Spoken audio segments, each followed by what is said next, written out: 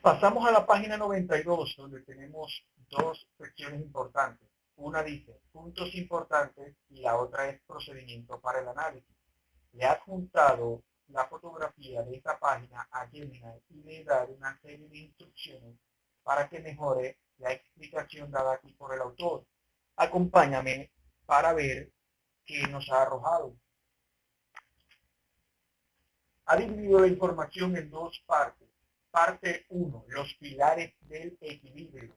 Profundización de puntos importantes, que es esta que tenemos acá.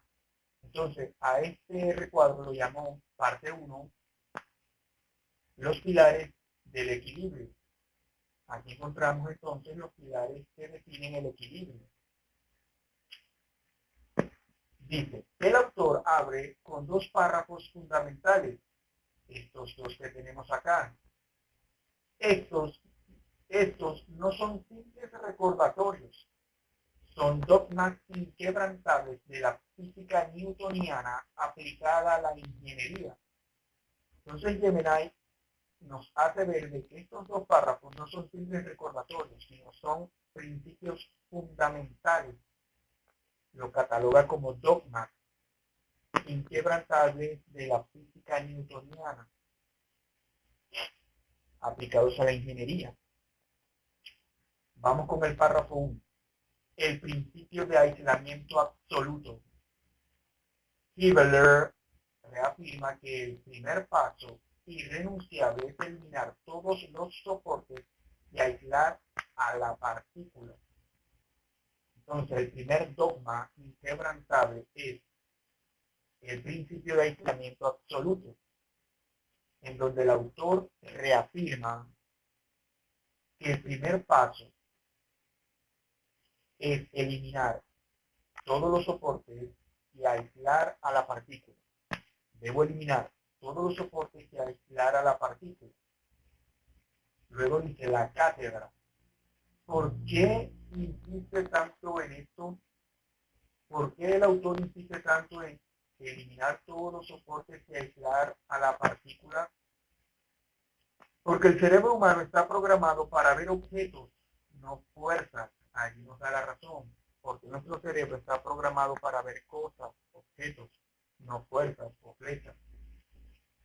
Si en tu papel dibujas la pared a la que está atada la cuerda, tu mente subconscientemente asumirá que la pared soporta el sistema y olvidarás traducir ese soporte a un vector matemático.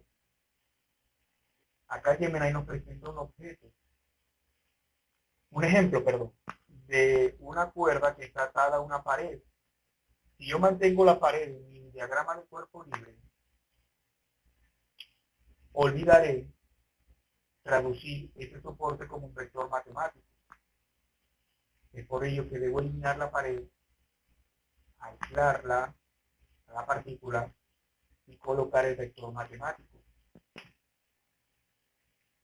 El acto de borrar el entorno te obliga psicológicamente a reemplazar la materia física por vectores puros, flechas. Entonces, el hecho de yo borrar esta pared, de aislar a la partícula del entorno, me obliga a reemplazar estos objetos por fuerzas reales, flechas, vectores. Si no aíslas, tu álgebra estará contaminada desde la línea cero. 2. La dualidad cinemática del equilibrio. Allí pasa a analizar el segundo párrafo. El autor nos recuerda que el equilibrio significa que la partícula está en reposo o en movimiento a velocidad constante. Aquí se nos hace un recordatorio de lo que significa el equilibrio. Significa que la partícula está en reposo o en movimiento a velocidad constante. La cátedra. En ingeniería civil y estructural, el 99% de las veces diseñamos para el reposo, un puente que no se mueve, un edificio estático. Entonces, la mayoría de las veces en la práctica, en la vida real, en ingeniero civil o estructural, Diseña estructuras que están en reposo, no se mueven, como puentes y edificios. Sin embargo, la frase velocidad constante es vital para la ingeniería mecánica y de ensaje. En cambio, el concepto de velocidad constante se aplica más que todo en la ingeniería mecánica y en el ensaje. Piensa en la fotografía de la grúa levantando vigas al inicio del capítulo. Y la carga sube a una velocidad inalterable, sin acelerar ni frenar bruscamente. Las ecuaciones sumatorias de fuerzas en X igual a 0 y sumatoria de fuerzas en Y igual a 0 siguen siendo absolutamente válidas y perfectas para calcular el grosor del cable. Entonces acá Gemini nos recuerda esta imagen que está al inicio del capítulo 3, donde tenemos una grúa que está izando estos elementos estructurales. Si el izaje se hace a una velocidad inalterable, constante, donde no hay aceleración ni frenado brusco, estas dos ecuaciones de equilibrio siguen siendo absolutamente válidas y perfectas para determinar el grosor de estos cables que resistirán el izaje de estos elementos estructurales. Imagínense que este está siendo izado a una velocidad constante, pero frena bruscamente. ¿Qué sucede con los elementos estructurales? Pierden el equilibrio y empiezan a rotar, a moverse de un lado a otro. Igual, si la grúa está si esto está en el suelo y la grúa los levanta bruscamente, empiezan a moverse. Luego, el autor pasa a analizar el siguiente recuadro llamado procedimiento para el análisis. Gemini lo ha llamado parte 2, la cartilla táctica. Profundización del procedimiento para el análisis de este recuadro. A profundizar en este recuadro. Aquí es donde Hibbeler nos entrega la metodología. Vamos a expandir didácticamente cada uno de sus puntos. Entonces nos avisa Gemini que aquí es donde el autor nos entrega la metodología que debemos seguir paso a paso para realizar el ejercicio. Y va a expandir cada uno de estos puntos. Veamos. Fase A, diseño del diagrama de cuerpo libre. La fase A la cual denominó diseño del diagrama de cuerpo libre o DCL, presenta tres pasos, tres puntos, estos que están acá.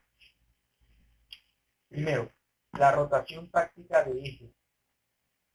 Establezca los ejes X e Y en cualquier orientación adecuada. La cátedra.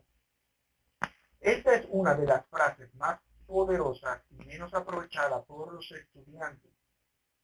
Es decir, esta frase que nos dice aquí de establezca los ejes X e Y en cualquier orientación adecuada es una de las frases menos aprovechadas por los estudiantes, pero más poderosas. Hibbeler está dando permiso legal para rotar el universo. No estás obligado a que el eje X sea estrictamente horizontal y el Y vertical.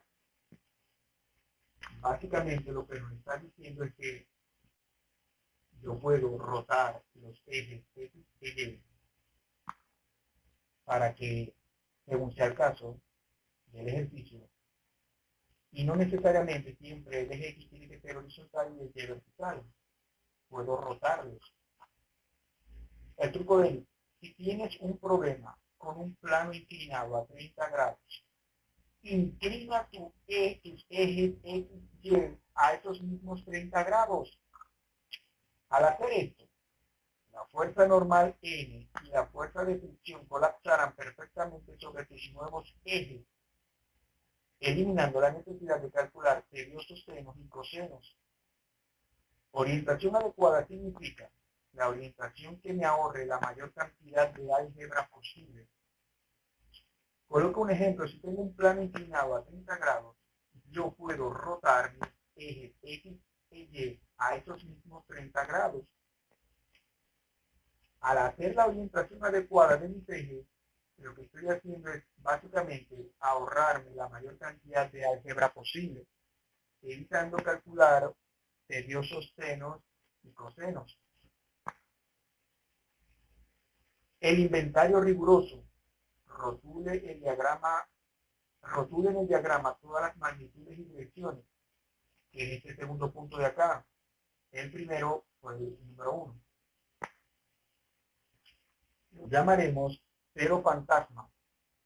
Una flecha sin magnitud, ejemplo 100 newtons, o sin una variable formal, ejemplo C sub A, es un ente fantasma que arruinará tus ecuaciones. Entonces, rotular en el diagrama todas las magnitudes y direcciones, Gemini lo llama cero fantasma.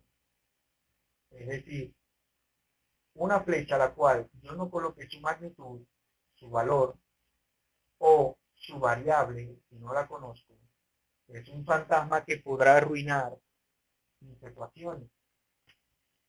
Documentar todo en el dibujo evita que tengas que volver a leer el enunciado en el problema a mitad del cálculo. Entonces, este paso de documentar todo en el dibujo, colocar las magnitudes conocidas y las variables desconocidas, va a evitar que tenga que volver a leer el enunciado del problema a mitad del cálculo. Y esto es posible que me haga cometer errores. Si yo tenga que volver al enunciado, volver al problema, es mejor documentar todo de una vez. 3. La audiencia analítica. El punto número 3 que tenemos acá. Puede suponer el sentido de una puerta. La cátedra. Muchos estudiantes se paralizan cuando no saben si un elemento está a tensión o a compresión. Entonces, muchos estudiantes no dicen aquí que se paralizan, se le pone la mente en blanco cuando están ante un elemento y no saben si está a tensión o a compresión. Hibbeler te dice, adivina. Es decir, que el sentido inicial lo puedo adivinar, asumir. Dibuja la flecha hacia donde tu instinto te diga. Hacia donde mi instinto me diga que dibuje la flecha, yo la voy a asumir. La matemática es la ciencia noble y autocorrectiva. Más adelante, las ecuaciones te dirán si tu intuición física fue correcta o no. Es decir, yo asumo el sentido inicial y la matemática va a corregir ese sentido que asumí a la dirección correcta. Luego pasa la fase B, ejecución del blindaje algebraico, ecuaciones de equilibrio. Esta sería la fase B. Entonces, recuerden,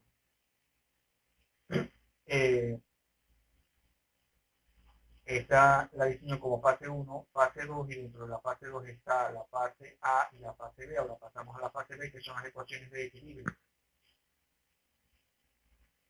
Dice, la declaración de intenciones. Las flechas se pueden escribir junto a cada ecuación para definir las direcciones positivas. Cuando escribes sumatoria de fuerzas en x igual a 0 y le agrego esta flecha hacia la derecha con un signo más arriba, no es un adorno. Es un contrato legal que firmas antes de empezar a calcular. Es decir, que cuando yo escribo la ecuación de sumatoria de fuerzas en x igual a 0, es recomendable escribirle este símbolo. Lo estás diciendo, le estás diciendo a quien revise tu cálculo con esta simbología que añada, juro que todo vector que apunte a la derecha será positivo en mi ecuación y todo lo que apunte a la izquierda será negativo. Mantener esta consistencia de signos es lo que separa un cálculo exitoso de un desastre estructural. Entonces el autor recomienda hacerlo de esta manera. Al hacerlo de esta manera y colocarle esta simbología, básicamente lo que estamos diciendo es, como dijo aquí, que al que revise mis cálculos le está indicando que todo lo que vaya a la derecha lo es positivo y todo lo que vaya a la izquierda en consecuencia será negativo. Esto hace una separación vital entre un cálculo exitoso y un desastre estructural. La ecuación oculta, el comodín de los resortes.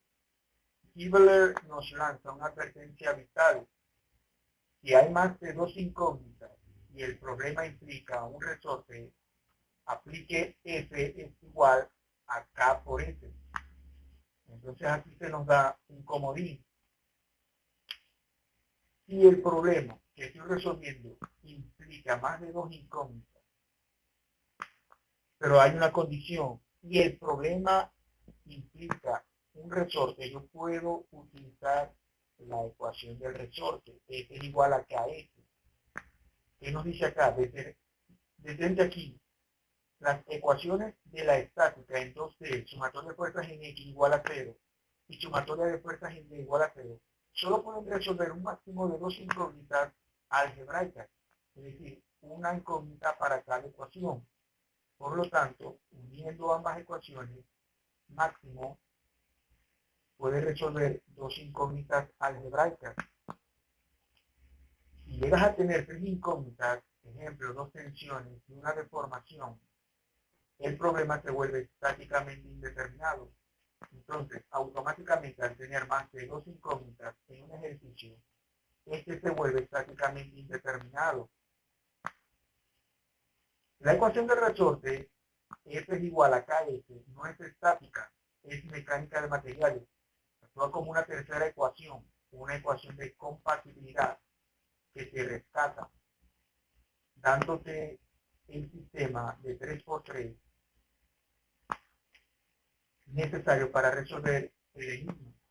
Entonces, si se presenta el caso en que un ejercicio tengo más de tres incógnitas, pero debe haber una condición, este se vuelve estáticamente indeterminado. Pero, si ahí viene la condición, el problema implica resorte, puedo utilizar esta ecuación, lo cual rompe la indeterminación del ejercicio y puedo determinar las incógnitas. 6. El verano de un signo negativo. Si la solución produce un resultado negativo, la cátedra. Como la magnitud de una fuerza es siempre positiva, el número negativo al final de tu despegue, por ejemplo, F es igual a menos 45 newton, provoca pánico en el estudiante novato. Entonces, la magnitud de una fuerza siempre es positiva, pero imagínense que al realizar un cálculo me da este valor, esto provoca un resultado negativo, el estudiante entra en pánico. No borres nada. Hibbeler te confirma que un signo negativo es un triunfo. Significa que tu álgebra ha funcionado perfectamente. Es decir, que cuando me da un resultado negativo, no debo entrar en pánico y borrar el resultado. También significa un triunfo. ¿Por qué? Porque mi álgebra está funcionando perfectamente. La matemática te está diciendo, es decir, este signo negativo te está diciendo lo siguiente: ingeniero, la magnitud es de 45 newton, pero la flecha que tú pusiste en tu diagrama va exactamente en el sentido contrario. Solo debes tachar la punta de la flecha original en tu dibujo y ponerla hacia el otro lado. Fin del problema. Entonces, imagínense que obtuve este resultado, menos 45 newton. El menos lo que me está diciendo es que esta fuerza actúa en el eje negativo. Ahora, no debo borrarlo, no está malo, simplemente debo cambiar el sentido de la flecha original que supuse. Y de esa manera he usado Gemini para que me explique el contenido de la página 92 del libro de Hibbeler de estática. Es una poderosa herramienta para profundizar y hacerme entender lo que el autor ha explicado.